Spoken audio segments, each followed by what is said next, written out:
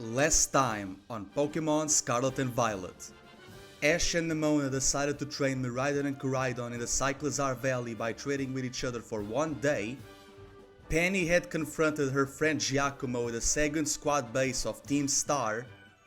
Arven apprehended the ruinous treasure Wuxian and sent them to Director Clavel. And Nemona defeated Katie in the gym badge with her new Quaxley and Flamigo.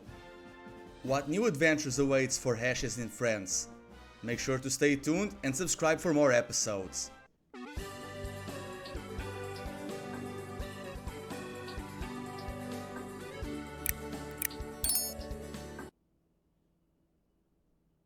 Episode 22.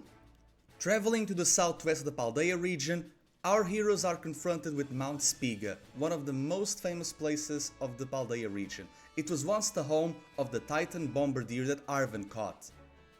Here, Penny is confronted with a very friendly Cufant that reminds her of both her father and her uncle's Coparaja. However, this Cufant is being attacked by a colony of iron moths, the Paradox future form of the Pokémon Volcarona. They easily defeat these ones and they send whoever they catch to Gita herself. And Cufant is very friendly and very thankful, and they decide to join Penny's team. Yes, this is a similar situation to how when Torkoal was attacked by steel Pokemon with a reverse order in order to make sense. But yeah, I decided to give Penny a Cufant and I'm going to stick with it. Episode 23. While continuing to travel to the city of Alforada, Ash and the others confront yet again another Paradox Pokemon, this one being the pest version of Magneton, labeled as Sandy Shocks. Ash is very interested in this Pokemon and he decides to send out his other electric types to the field so that they can befriend and interact with him more in order to also help Miraidon in the best way they can. However, Team Rocket is looming in the horizon trying to catch these Sandy Shocks all for themselves. However, with the power of electricity and the bond and friendship that Miraidon has with Ash, he's able to unlock his flight form, blasting off the balloon of Team Rocket yet again. Sandy Shocks is very thankful and they decide to join Ash's team, giving Ash yet again another electric Pokemon. On the cliff sides to the seashore, Ash and the others encounter yet again another Paradox Pokemon that was labeled as Screamtail, a Paradox version past of the Pokemon Jigglypuff, being Psychic type instead of normal. This intrigues the crew a lot and reminds Ash of a Jigglypuff that used to chase him on the regions of both Kanto and Johto. They decide what to do with this Jigglypuff because they seem too friendly and they are alone. They also guide them through the cliffs and also help with another Team Rocket skirmish, and they decide that maybe not all Paradox Pokemon are bad. Some of them can also help the nature, some can also befriend the wildlife, because the Pokemon from the cliff and the caverns and the seashores, they are very friendly with the Screamtail. They actually enjoy their punk rock music. So they decide to do a decision and let this one slide. Gita doesn't really need to know everything, and with Screamtail here, they really thank for his guidance and they are reaching Alforada very soon and also very safely. Episode 25. After passing Alforada Cavern, our heroes are finally in one of the 10 sites of Paldea, one of the most beautiful landmarks, the Leaking Tower of Paldea, one of the 15 watchtowers. It's home to several Gimmighouls, and they do see these scavenger Pokemon, and they decide to have a picnic and also to have time to meet each other. Koraidon and Miraidon are having a blast, and it seems like Penny's Jolteon is also having a blast with these Pokemon. Arven decides to send out his Dash Bun. It feels poisoned from the attack of you-know-who, but Arven still needs to figure out how to properly heal it with Herba Mystica and to make sure that everything is fine. Penny says that she's a shut-in, but she knows that, getting out there and grasping nature has helped her tremendously in order to not only get a better lifestyle, but also interacting with more people and Pokemon. And she suggests that for Arven to not leave Dashbun always in the Pokeball and to leave it outside for more time, and he does it. After a great picnic and after a great stay in this monument of Paldea, it seems like Dashbun is getting a little bit better. He even befriends the local Gimmighoul in some way, so he's very thankful for Penny.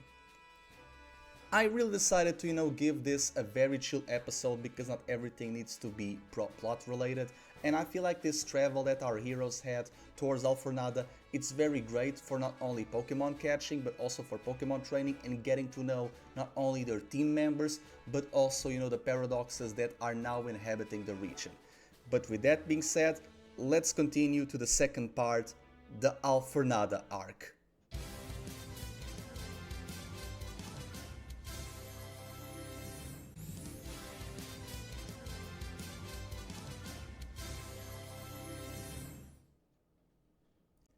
Episode 26.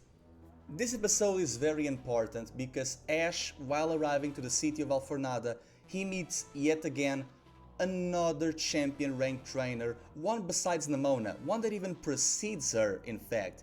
His name is Amethio. Amethio is very amazed to see the world monarch and the champion of the battlefields, Ash Ketchum himself, on the city of Paldea.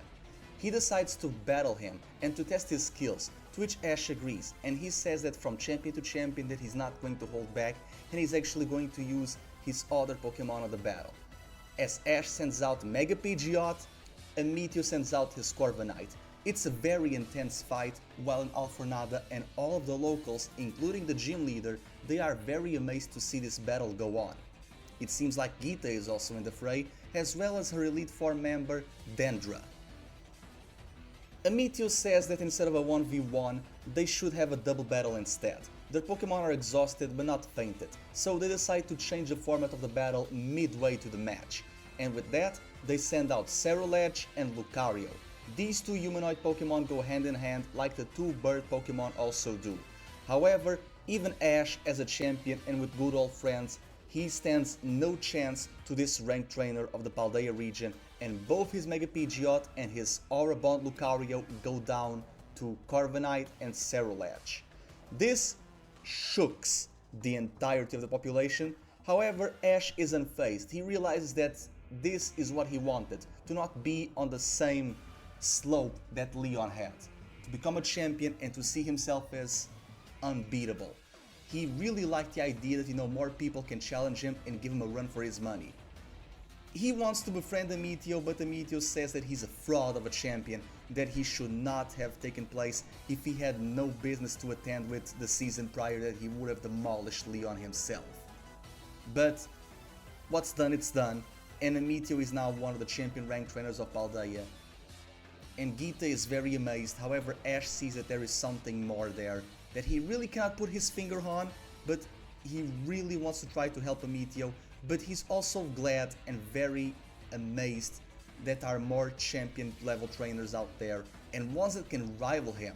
Ash considers Amethio a rival now, even if Amethio doesn't really recognize. He just recognized that he gave a pummeling to the world monarch, no more, no less. Episode 27. This is a very training episode. It's like the calm before the storm, or even the calm after the storm that was Amethio. This is just a great way for, Nemona and her Blaze Breed Tauros to, bond with Dendra, the Elite Four, and her physical education teacher with her Aqua Breed Tauros. This is very important because Nemona, by helping Koraidon and training other fighting type Pokemon, she really needs the expertise of a type specialist, and being an Elite Four member like Dendra, that's the best way. They do an amazing match between her Tauros, which reminds Ash of his own, so there's that. And with all of those ESP training, Nemona is now finally ready yet again to rematch the Alforada gym leader, the supermodel and the beauticianist Tulip. Episode 28. It seems like Nemona's friend group and Geeta are very amazed to see her battle. This is where Tulip says that the battle will also be a 2v2 in a doubles format. With that, she sends out her two Pokemon, a Farigiraf and a Psychic Terra Armarouge. Nemona is amazed and she sends out her two Pokemon as well, her newly Quaxly and an Electric Terra Pawmot. That way Pawmot will not be affected by psychic moves to his fighting type and he's going to double down on the electricity. it's a very close match. It seems like Farigiraf will be the first one to go down thanks to Pawmot and Quaxly. However, Armarouge is very easily able to take down Pawmot, and that leaves Quaxly to be the one to win the fight for Nemona. It seems like Armarouge is not no longer a fighting type, fire type, sorry, but this means nothing for Quaxly. Quaxly is very agile and very capable, and is able to defeat Tulip's Armarouge, giving Nemona her second badge yet again, proving herself more to Geeta, which Geeta is very impressed by. So there's that. It concludes the 4th episode of my Pokemon Scarlet and Violet series. Trainers, I really hope you enjoy it. If you did, make sure to subscribe and also like, share and comment. Without further ado, thank you for watching. KuroBlitz out.